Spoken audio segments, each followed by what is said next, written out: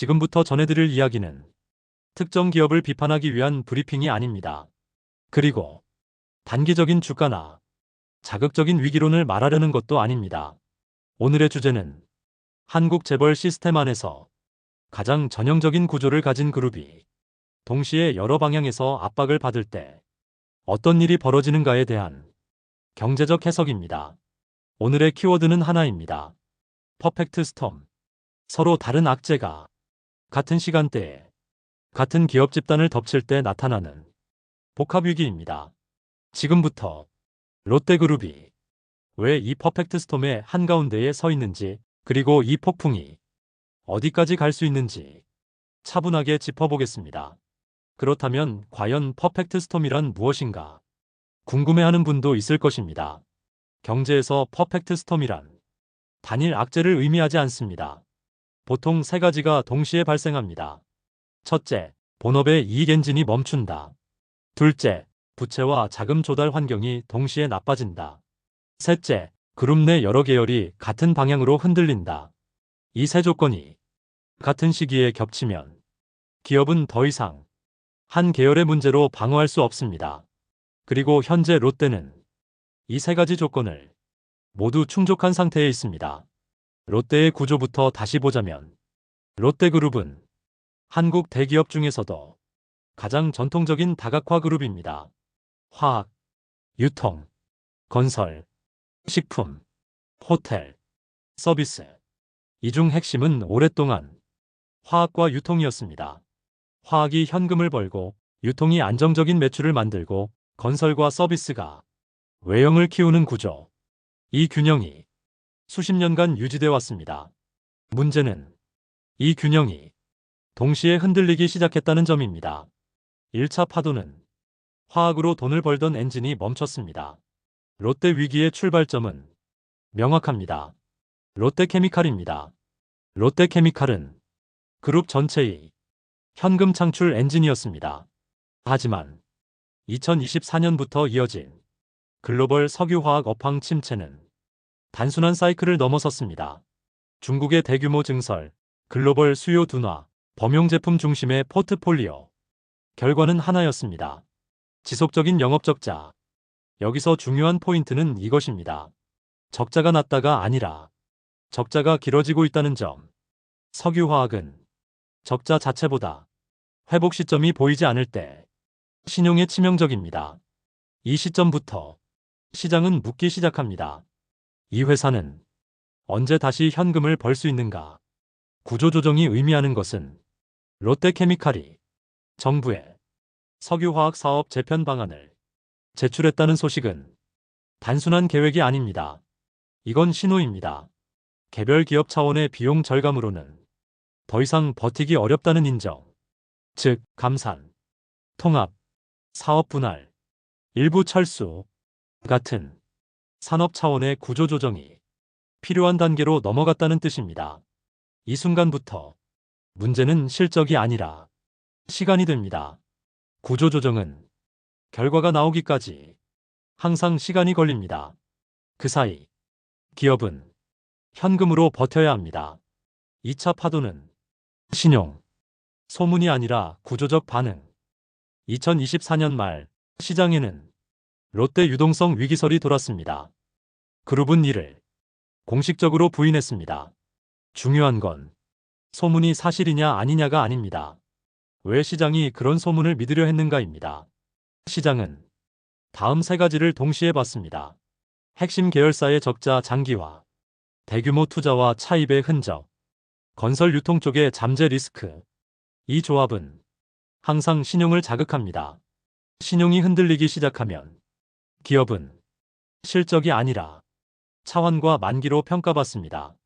이게 퍼펙트 스톰이 두 번째 축입니다. 다음 신용의 본질은 비용입니다.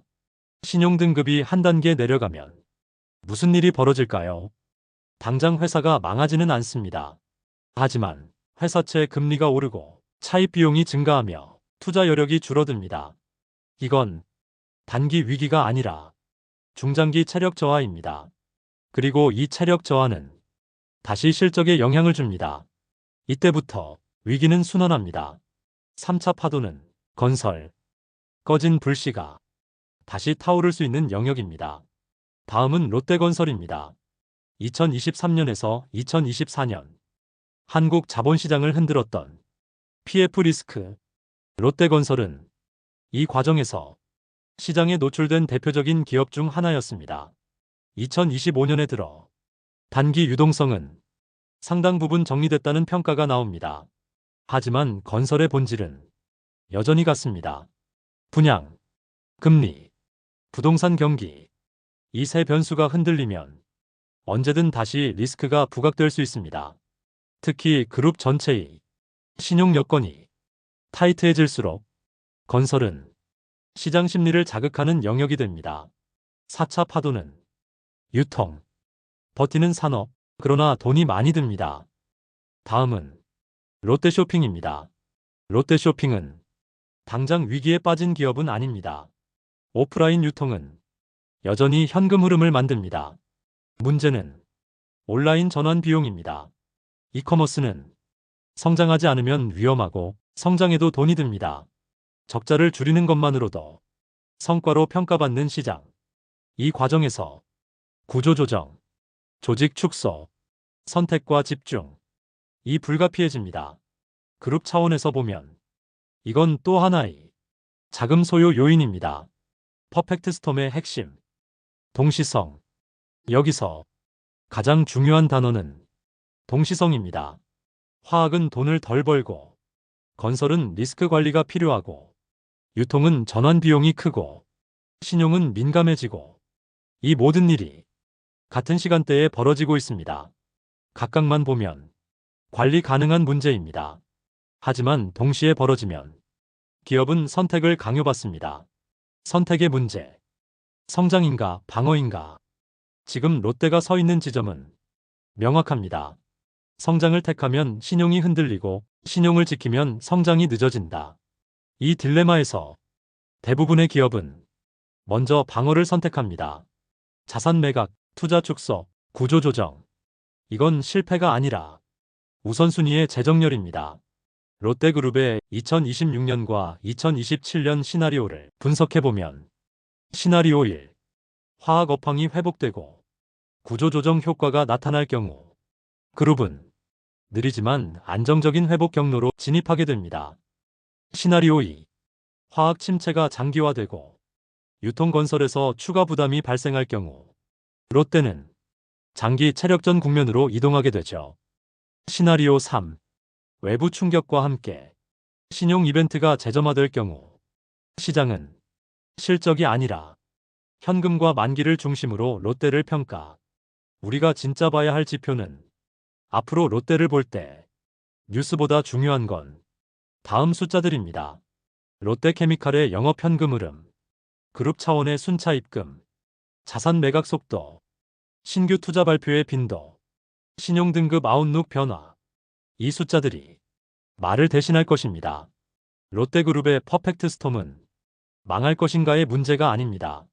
무엇을 포기하고 무엇을 지킬 것인가의 문제입니다.